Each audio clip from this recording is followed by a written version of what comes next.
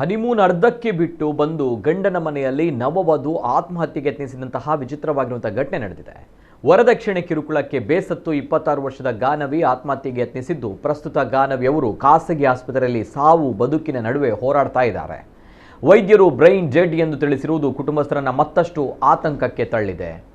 ಗಾನವಿ ಮತ್ತು ಸೂರಜ್ ಅವರ ಮದುವೆ ಕಳೆದ ಅಕ್ಟೋಬರ್ 29ರಂದು ನಡೆದಿತ್ತು. ಗಂಡನ ಮನೆಯವರ ಬೇಡಿಕೆಯಂತೆ ನವೆಂಬರ್ 23ರಂದು ಬೆಂಗಳೂರಿನ ಪ್ಯಾಲೇಸ್ ಗ್ರೌಂಡ್ನಲ್ಲಿ ಸುಮಾರು 40 ಲಕ್ಷ ರೂಪಾಯಿ ಖರ್ಚು ಮಾಡಿ ಅತ್ಯಂತ ಅದ್ದೂರಿಯಾಗಿ ರಿಸೆಪ್ಷನ್ ಮಾಡಲಾಗಿತ್ತು.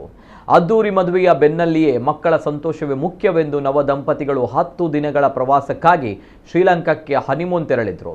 ನಿಗದಿತ ಪ್ರವಾಸ ಮುಗಿಯುವ 5 ದಿನಗಳ ಮೊದಲೇ ಅಂದರೆ ಕಳೆದ ಭಾನುವಾರವೇ ಸೂರಜ್ ಪತ್ನಿಯನ್ನ ವಾಪಸ್ ಕರೆತಂದಿದ್ರು. ಪ್ರವಾಸದ ವೇಳೆ ದಂಪತಿಗಳ ನಡುವೆ ಯಾವುದೋ ವಿಚಾರಕ್ಕೆ ದೊಡ್ಡ ಜಗಳ ನಡೆದಿದೆ ಎಂಬ ಅನುಮಾನ ವ್ಯಕ್ತವಾಗಿದೆ.